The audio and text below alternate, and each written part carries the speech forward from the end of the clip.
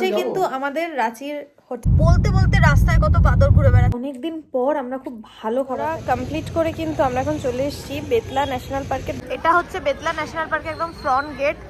এই গেটটা দিয়ে ওই যে ভেতরে যে গেটটা, ওই গেটটা দিয়ে কিন্তু আপনাকে সাফারির জন্য যেতে হবে। চলুন তাহলে ভেতর দিকে যাওয়া যাক। হচ্ছে কিন্তু বেতলা ন্যাশনাল পার্ক, আর এই হচ্ছে কিন্তু বেতলা ন্যাশনাল পার্কের একদম ফ্রন্ট গেট। আমরা সাফারি করছি না এখানে, কিন্তু এই গেট দিয়েই সাফারি শুরু। এই যেখানে দেখুন বিভিন্ন রকম কিন্তু জন্তু জানোয়ারের ফটো দিয়ে সাজানো রয়েছে। এটা হচ্ছে মেন গেট, এটা দিয়ে ঢুকতে হবে। আর এই যে সামনে ঘরটা দেখছেন, এটা কিন্তু ট্রি হাউস। এটা আপনাকে সরকারি অ্যাপ থেকে বুক করতে হবে, মানে লিঙ্ক দিয়ে দেবো, সেই লিঙ্ক থেকে বুক করতে হবে। আমরা সাফারি করতে যাচ্ছি না, তবে এই গেটটা দিয়ে কিন্তু সাফারি হয়। যে ঘরটা দেখছেন, এটা কিন্তু এই মেন ফ্রন্ট গেট দিয়ে ঢুকে জাস্ট বাদিকে গেলেই হচ্ছে এটা কিন্তু এখানকার খাওয়ার রেস্টুরেন্ট। এখানে আপনি সব রকমেরই খাবার পাবেন, আর খাবার দাবারের কোয়ালিটি কিন্তু খুব ভালো। যদি বেতলা ফরেস্টে আসেন, এখানে কিন্তু আপনারা খাবার দাবার খেতে পারেন। এখানে খাবার দাবারের কোয়ালিটি প্রচণ্ড ভালো, কোয়ান্টিটিও খুব ভালো। আমি আপনাদেরকে রেকমেন্ড করবো এখানেই খেতে পারেন আপনারা। টাটা বলছে 2:14, আর আমরা কিন্তু এখন বেরিয়ে গেছি রাঁচি যাওয়ার উদ্দেশ্যে। গুগল ম্যাপ বলছে 151 কিলোমিটার, 3 ঘন্টা 45 মিনিট লাগবে যেতে।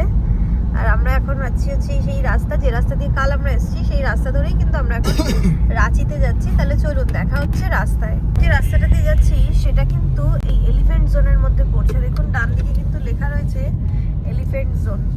এই পুরো রাস্তাটা কিন্তু হাতি করিডোর রয়েছে, তাই কপালে থাকলে হাতি দেখতে পাবেন, আর কপালে না থাকলে কিছু করার নেই। আমাদের যেরকম কপালে নেই, তাই আমরা কিছুই দেখতে পাইনি। এই নিয়ে আমার 2 নম্বর সাফারি, মানে 2 নম্বর জঙ্গল ঘোরা ছিল। কোনো জঙ্গলেই আমি কিছু পেলাম না দেখতে। দেখুন কি সুন্দর সর্ষের ক্ষেতগুলো।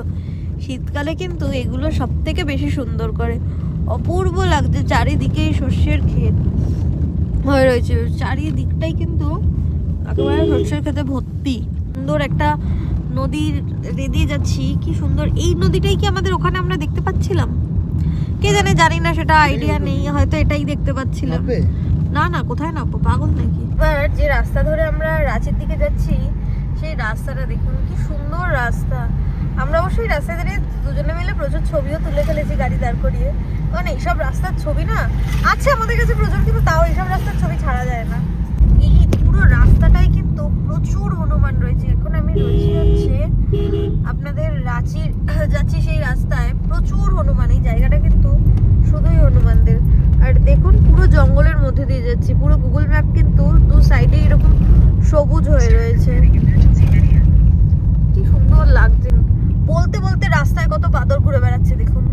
এটাকে এই পেছন লালকে কি বলে, বাদর? তো দেখুন চারিদিকে কেমন রাস্তায় ঘুরে বেড়াচ্ছে বাদর।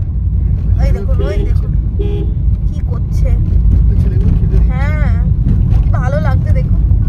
ভালো লাগে না, ডেঞ্জারাস। হ্যাঁ, সে তো ডেঞ্জার, অবশ্যই। এখনো কিন্তু অনেকটা রাস্তা, প্রায় এখনো 80 কিলোমিটার। সন্ধে হয়ে যাবে দেখাচ্ছে। রাঁচি ঘুরতে গিয়ে কিন্তু যে জিনিসটা সব থেকে বেশি মিস করছিলাম, সেটা হচ্ছে এই পাহাড়ের ফিলিংস। আর এই রাস্তাটা দেখুন একবার, জাস্ট পুরো পাহাড়ের ফিলিংস দিচ্ছে আমাদের। একেবারে আঁকা বাঁকা একটা পুরো রাস্তা, আর পুরো আমাদেরকে পাহাড়ের ফিলিংস দিচ্ছে।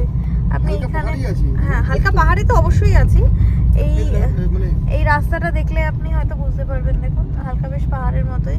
ইনফ্যাক্ট এখানে গুগলেও দেখাচ্ছে এরকম টেরা বেঁকা রাস্তা, তো বেশ বেশ পাহাড় পাহাড় ফিলিংস কিন্তু আছে।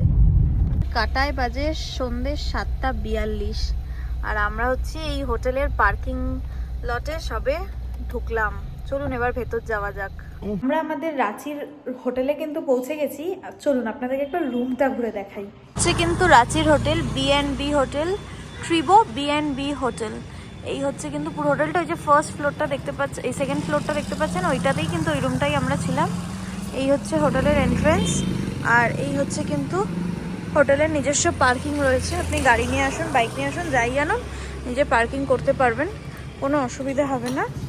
আর এটা হচ্ছে হোটেলের এন্ট্রেন্স।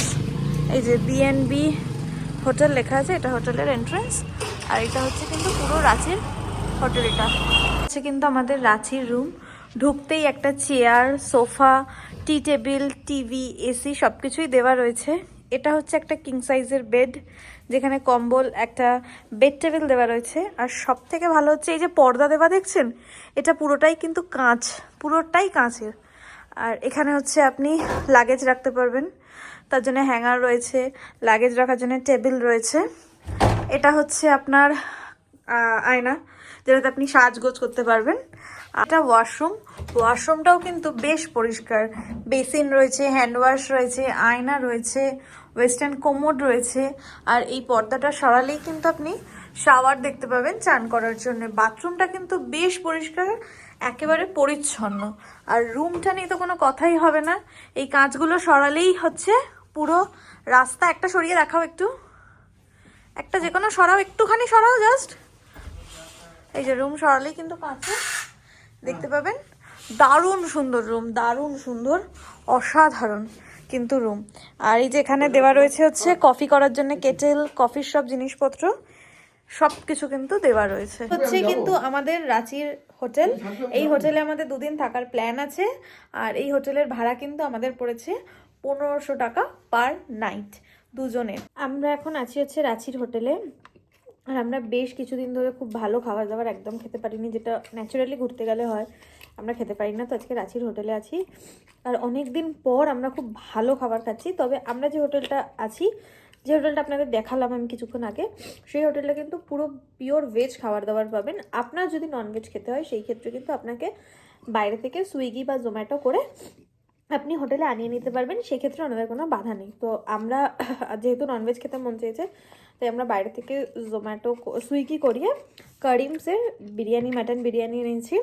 তো আমরা এখন সেটাই খাচ্ছি। আর আজকে এটাই আমাদের ডিনার।